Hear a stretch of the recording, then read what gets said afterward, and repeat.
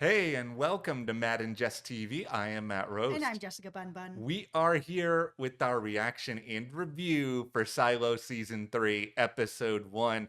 We have made it back to the silo, guys, and by that I mean actual silo number 18. We're not dealing with solo, we're not dealing with separate silos anymore. Now, Mhm. now we're just dealing with separate timelines, so we're still kind of jumping back and forth in that sort of way. How are we all feeling about jumping back and forth? I mean, we haven't read the books, so we've heard that there is a lot of this going on in the books, but that there's a little less silo by the time we've gotten to whatever book this is. But for the show, they're definitely giving us a lot more silo, which I am very thankful for. By the end of season 2, I was getting kind of concerned that the next season was not going to really have any of the silo and we were going to be spending all of our time above ground with Daniel and now Charlotte.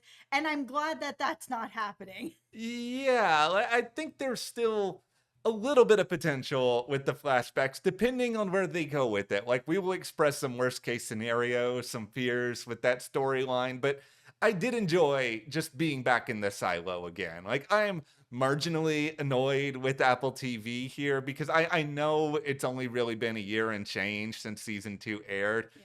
Filming for this season stopped so long ago, and I I know. know there's post production, I know there's all that other sort of stuff that happened, but it honestly felt like this show was done and it's just been sitting on the shelf. And in that span of time, like, my brain, I hadn't gone full Juliette where I just forgot everything, but it felt like it took me a couple of minutes to get back into the world and kind of re-assimilate myself to, like, okay, here's these characters, this is what their motivations are. I enjoyed it. I do still have a couple of reservations, though, if I'm being honest. Well, this is kind of the problem with the big waits in between seasons with a lot of shows. I know Mhm. there's more shows that are trying to get seasons closer together, like The Pit. It sounds like The Testaments. It's trying to also have, one each year Mhm. kind of thing so that it's not so far ago that we were just like, I don't know what happened. I don't remember. It's been like a year and a half. Here's the other problem with this show like this. When you have an episode that's as good as the season 1 finale, which to me took me straight out of the silo and up all the way to heaven, it is just like a marvel of television. You have to find a way to chase that feeling, to get back to that. And the show has not gotten back to that level yet. There's potential.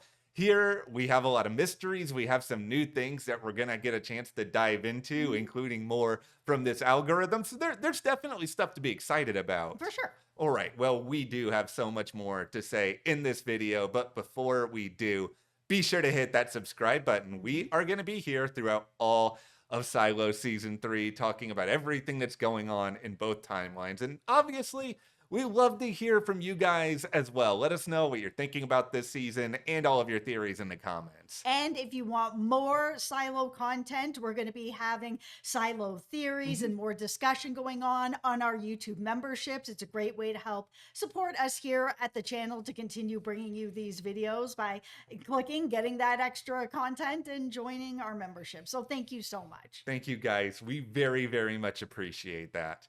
Let's just begin with what I think could be the most, I don't want to say frustrating yet, because it does feel like they're really working to try to wrap this up sooner rather than later. But this Mhm. whole story of Juliette losing her memory, like, this is straight out of The Young and the Restless, General Hospital. Insert every soap opera here. Somebody has a near death experience, wakes up, and is just like, who am I? What am I doing? Are they ever going to get their memory back? Okay, so I truly dislike amnesia type storylines. We've covered TV for a very long Yes. time, over 15 years now, and the amount of times that we have seen, oh, so and so has just woken up and they don't remember anything. I mean, it's so many we can't even count.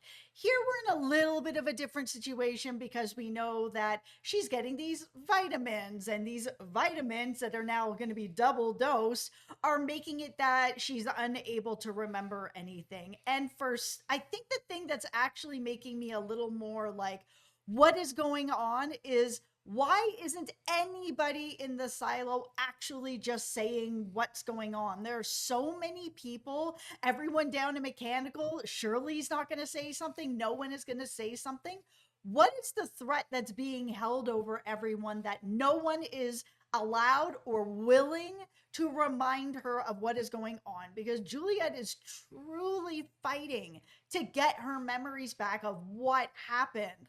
There are two reasons I'm feeling hopeful about where this storyline is going right now. Number one, an excellent question about why people aren't talking to her. Like, is this straight up fear? Is this they were offered something, power, whatever sort of currency you want to claim there is in the silo? Like, that's a good mystery that we can kind of sort of think about. Because, like, yeah, if you're Shirley, I know you and Juliet have had your ups and downs, but you guys are friends. Like, Yes. it does feel like you would be incentivized to help unless there is one of these other very extreme things happening to you, right? Yeah, or Knox or anybody. It's very surprising. I mean, we even have these raiders that are running around doing this and that, and they are seemingly want to get the message out. Why hasn't any of them gotten anywhere near her if really her only handler is the person bringing her some soup and Camille? Yeah, this does then bring me to the other thing I am excited about, and it is what could be on the other side of the soup. Because I've made it very clear in videos over the years the number one thing I enjoy on all forms of entertainment is a bank heist.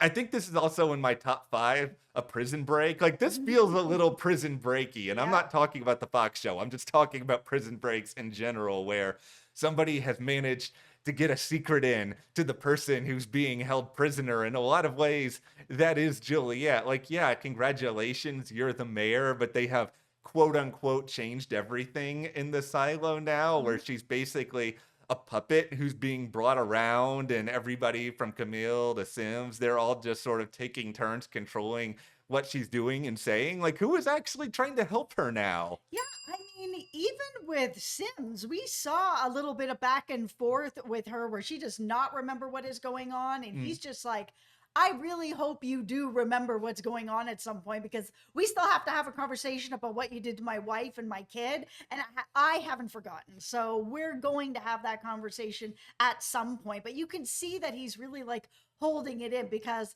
very obviously he knows why she can't remember anything, since he's the person that seemingly took out Bernard.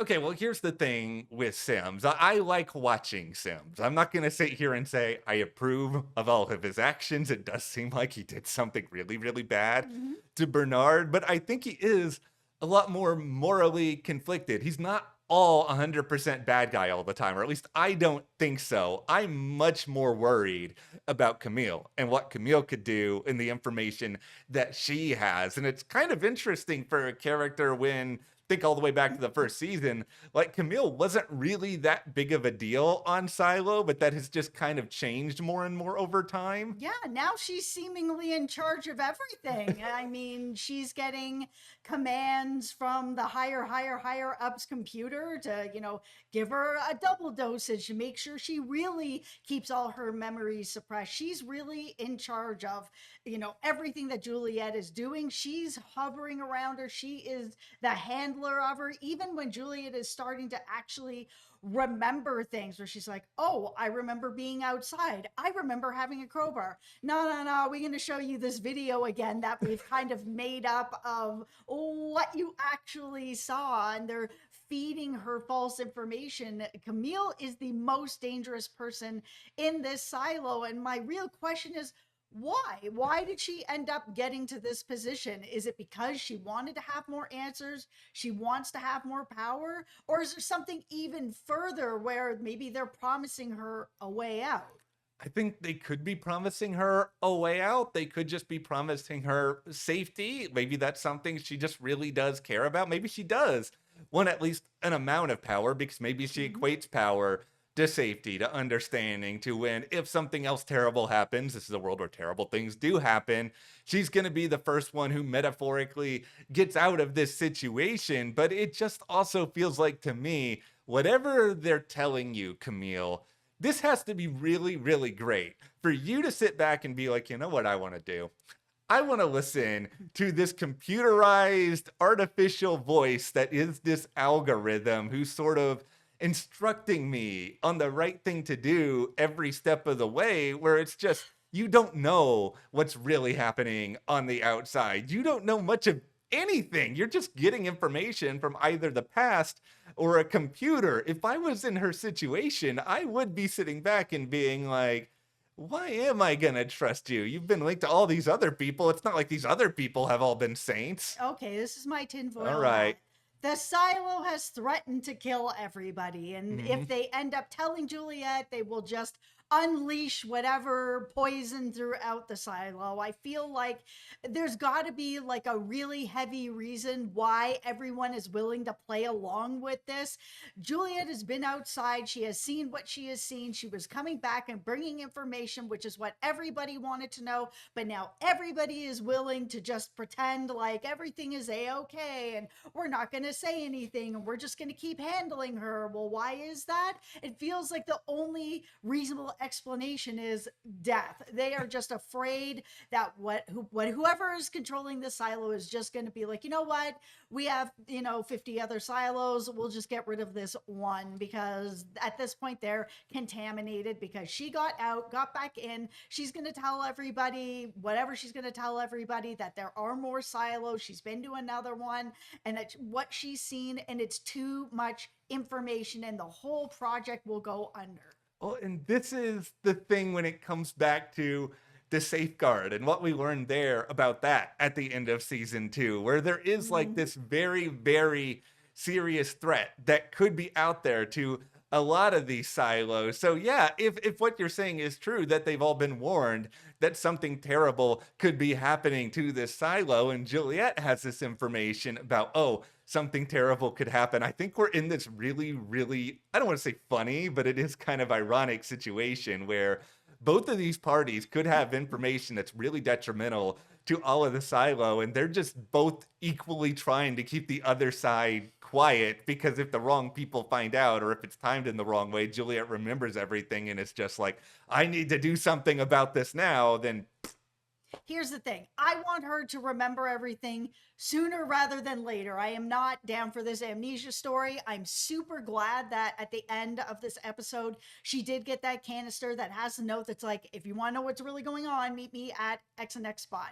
So if she's going to end up going down to the marketplace and meet whoever, hopefully the next episode, that she'll learn as much as she can about the situation. Now, if she can actually start to remember that outside actually is a problem yeah. and that they maybe are safer in this silo, I don't know why that's such a bad thing at this point. If they're trying to keep everybody in this silo, having Juliet come back and be like, guess what, guys, it's all true, is the right way to go about it. It's interesting that whoever's controlling this is like, nope, she can't actually tell anybody that. Well, this is why, and I may die on this hill and I'll be more than happy to do so. It just feels like there is still more going on the outside world than what it is we know. Because in Yes. theory, what you're saying is absolutely true. You want everybody to be in the silo, you don't want people to go outside. And to Yes. me, it really does come down to there must be some sort of pocket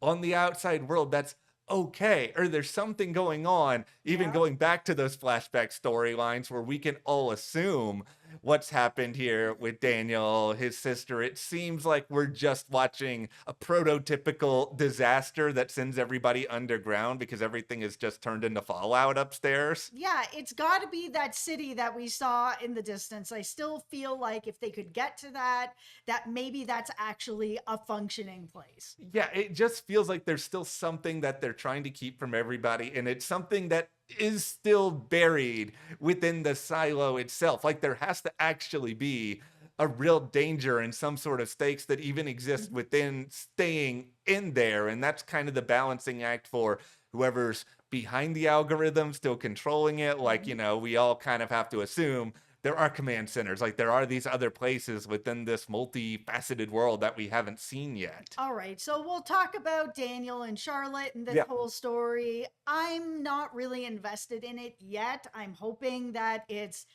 gonna pick up a little bit of steam here for me, but it feels kind of like A cookie cutter story that I've seen elsewhere in many different places. Like if I'm watching like a Reacher Yeah. or a Bosch or a million other shows where it's like, oh, there's this big threat and guess who it is? Yeah. And we're all now going in. All these things are happening and we're going to stop the threat. And we're in DC. I'm just like, okay, this all feels very familiar. And this is where I'm going to just sit here, cross my arms, and say, okay, Silo, prove me wrong. Because on the surface, this does just feel like, all right, multiple parties are basically going to take out the entire world. And everybody's just going underground because they've all done this to each other. And there's no way they can live on the surface. If it goes that way, I mean, sure, but it is something we have all seen a million times. It's just like there's nothing that exciting about it. And that's why I am hoping, maybe against my better judgment, that they have some sort of big twist that it's not exactly what it all seems. Because if it is what it all seems, why are we spending like a significant chunk of this season on it? Because it just feels like there's not going to be a satisfying end to it. I'm hoping that when we saw Charlotte and her team in those planes Yeah. going through the cloud, and all of a sudden there's like this oil that's coming down over the dashboards and all of this stuff, that maybe we're looking at something that's a huge surprise. Now, I'm not saying this because it feels like it would be kind of ridiculous in this world, but something like aliens, but not aliens. You know what I mean? Like something that's not just, oh, we're going to battle with this other country and it's the same country everyone's always going to battle with and it's the same. Okay, that is not as ridiculous as what No, my it initial is. thought. No, my initial thought was, is this the smoke monster from Lost coming back? Because yeah, it was weird. They're in the air. There's this like mystery black substance. Like there's something that is weird about that doesn't feel prototypical, and it's like that is why Could be special. it could be. That's why I'm just hoping that it's something special and we're not just going down like the same exact thriller route. Because guess what? If we wanted to go down that thriller, I think there's like 5 other shows on Apple. I'm not even thinking about other streaming services that are doing that story right now. Yeah, I was gonna say there's a new season of Reacher coming up in the summer. I could watch that, and I just feel like because Silo is such a special show, Yeah. I just in my heart of hearts don't believe that it's just going to be as simple as what we are seeing at this point, that there's going to be some bigger cover up that's going on because it's something else that they don't really know how to deal with. All right, I'm gonna put on my tinfoil hat here for a moment and take us back within the silo, because to answer the big question of, all right, who is reaching out to Juliette? Who wants to meet Juliette? Someone from Supply, please? I'm gonna go really ludicrous here for a moment. Sims.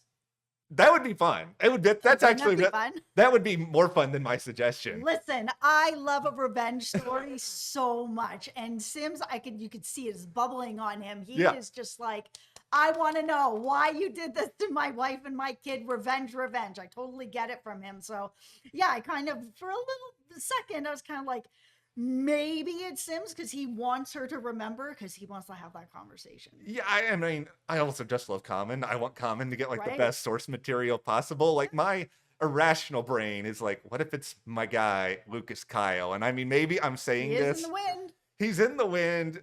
My favorite. With Patrick, they in the wind.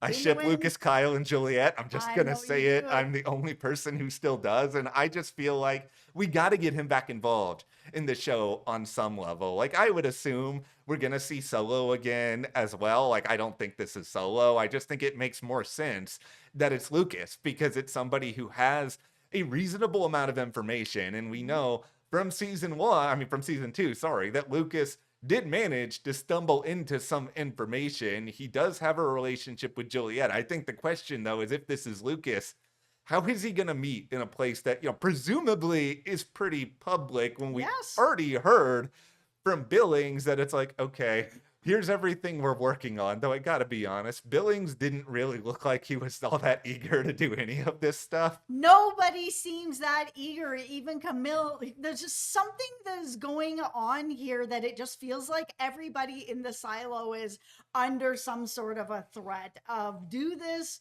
or else you and everyone in this silo, you're all going to be safeguarded out of this thing, and then you're going to have nowhere to go and you're all going to be dead. Like Billings looked like, yeah, he just lost his dog and his wife and his kid, and it's all gone to pot for him. I think that's the hardest thing I'm trying to process with this episode is that, yeah, everybody just felt kind of detached. And it's not just that, I don't have Lucas, a character I like, but it's like, I love Billings, but Billings just seemed off through a big chunk of this episode. Yes. I mean, we did also get a lot of Knox and Shirley. And if I'm being honest, I don't really care for the two of them. I was not that invested in their relationship. So it's just like we're getting these storylines that I'm not as invested in. And then the people I am, they're either taking a back seat or they're behaving really, really differently. Yeah, I think it's hard to go from such a big season 1 and season 2 with these big epic moments and everybody coming together and trying to find answers to kind of just being hit this reset button where no one's allowed to talk about what happened Yep. except for a small group of raiders that are like, we're not going to let anybody forget. We don't care. We'll just cover our faces and Yep. still try to get the word out there. But all the main players are all acting like they're taking vitamins and they're all just not remembering or pretending to not remember. And it's taking the wind out of my sails a little bit. And I know that we've got to start somewhere to build Yeah. back up again, but I feel like everybody in the silo that's like, man, we were almost there, but it just got taken out at the last second. I'm just hoping that the writers are just playing with their food a little bit at the start of this season and they're going to be done with it soon and give us the proper meal, because it did feel like we were moving in this position where a lot of answers were coming heading into this season, and then they've just backed the truck up. We're in reverse now and it feels like the horizon is further away. It's just like, what are you guys doing? I'm gonna try to give a little bit of hope for the future. It is still early in the season, but Yep. let's just put it this way. If you guys are coming out of this feeling either frustrated or a little bit confused, yeah, we more than understand. We totally understand. I'm also not like writing this season off or like, oh, it was all terrible. I don't think that it was. I Mhm. think it was just after such a strong season 1 and 2, for this to be the premiere, it's just a tough thing to watch because you are watching our hero having all her memories suppressed. She's the person who was really out there getting everybody moving. Everyone was coming together, and now everybody's just like pretending nothing happened. And it's making me sit here watching it feeling really frustrated because I just want to shake everybody and be like, Shirley, you're crying on Knox that you would like to be able to talk to her, but you're not doing it. Just do it. All right, let's just turn this over to you guys. What is going on here? No, I mean, rather, what did you guys think about the premiere? Why are these people acting the way that they're acting? Who is reaching out to Juliette? Give us your thoughts, your theories. Yep. Hit that subscribe button so you don't miss any more Silo content, and we will see you here next time.